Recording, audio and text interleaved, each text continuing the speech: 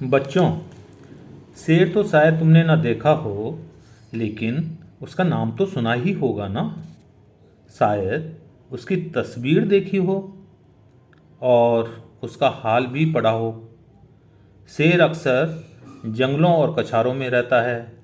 कभी कभी वह उन जंगलों से आसपास के गांवों में आ जाता है और आदमी और जानवरों को उठा ले जाता है। कभी कभी उन जानवरों को मारकर खा जाता है जो जंगलों में चरने जाया करते हैं।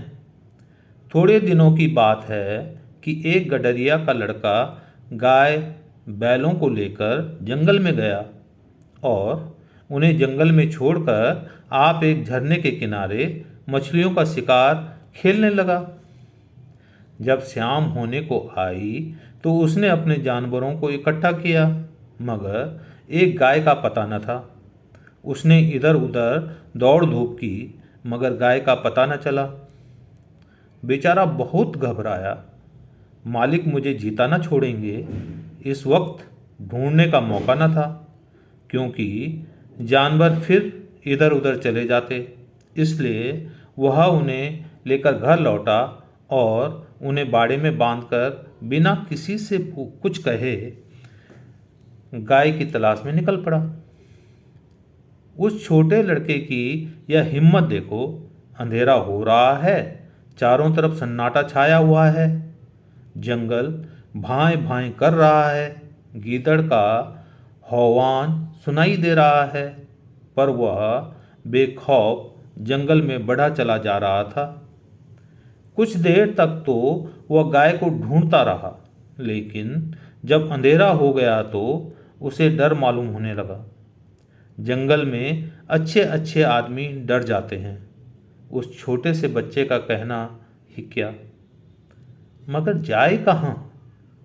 जब कुछ न सूझी तो एक पेड़ पर चढ़ गया और उसी पर रात काटने की ठान ली।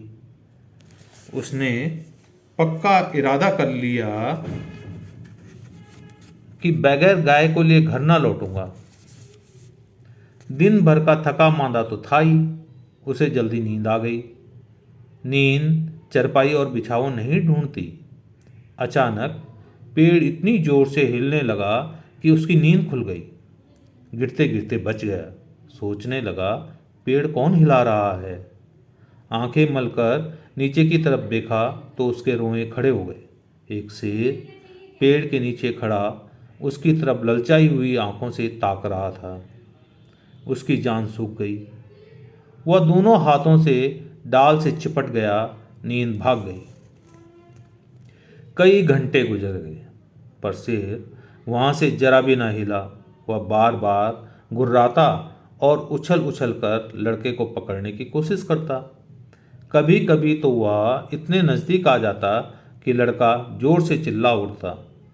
रात ज्यों त्यों कटी। सवेरा हुआ। लड़के को कुछ भरोसा हुआ कि शायद शेर उसे छोड़कर चला जाए, मगर शेर ने हिलने का नाम तक न लिया। सारे दिन वह उसी पेड़ के नीचे बैठा रहा। शिकार सामने देखकर वह कहाँ जाता। पेड़ पर बैठे बैठे लड़के की देह अकड़ गई थी। भूख के मारे बुरा हाल था, मगर शेर था कि वहाँ से जौर भर भी न हटता था।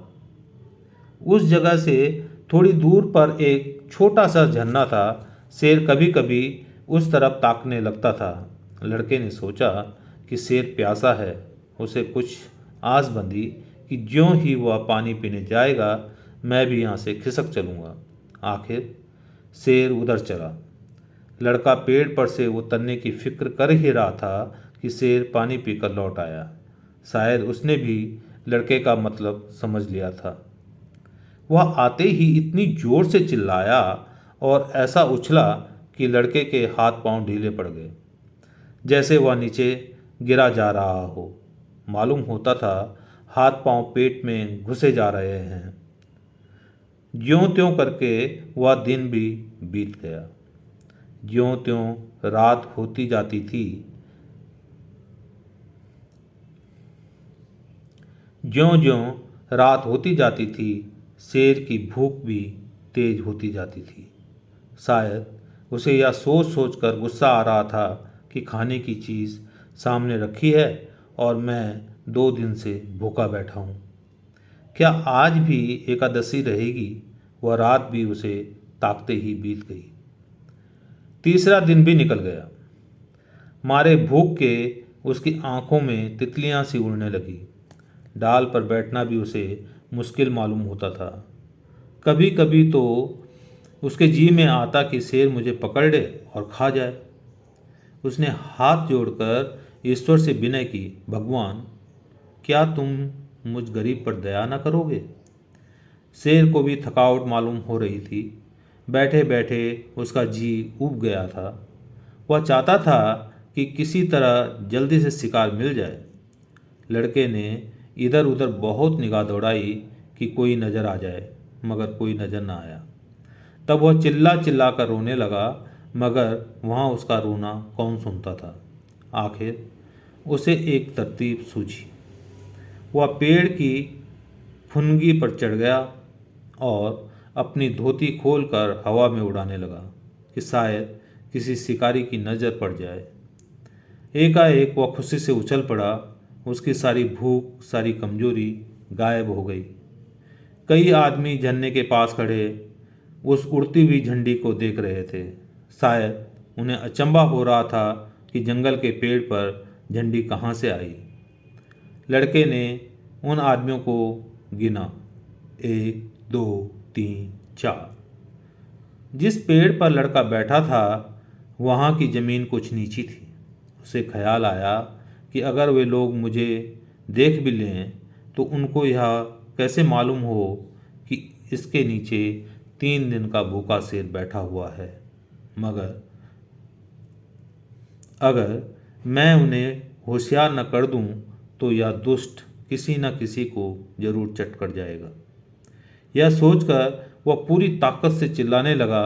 उसकी आवाज़ सुनते ही वे लोग रुक गए और अपनी अपनी बंदूकें संभाल कर उसको ताकने लगे। लड़के ने चिल्लाकर कहा, होशियार रहो, होशियार रहो, इस पेड़ के नीचे एक शेर बैठा हुआ है। शेर का नाम सुनते ही वे लोग संभल गए। चटपट बंदूकों में गोलियां भरी और चौकन्ने होकर आगे बढ़ने लगे। शेर को क्या खबर कि नीचे क्या हो रहा है। वह तो अपने शिकार की ताक में घात लगाए बैठा था। एकाएक पैरों की आहट पाते ही वह चौंक उठा और उन चारों आदमियों को एक टीले की आड़ में देखा। फिर क्या कहना था, उसे मुंह मांगी मुराद मिली। भूख में सब्र कहाँ। वह इतने जोर से गरजा कि सारा जंगल हिल गया और उन आदमियों की तरफ जोर से छलांग लगाई। मगर वे लोग पहले से ही तैयार थे। चारों ने एक साथ गोली चलाई। दन दन दन दन आवाज़ हुई। चिड़ियाँ पेड़ों से उड़ उड़ कर भागने लगी। लड़के ने नीचे देखा।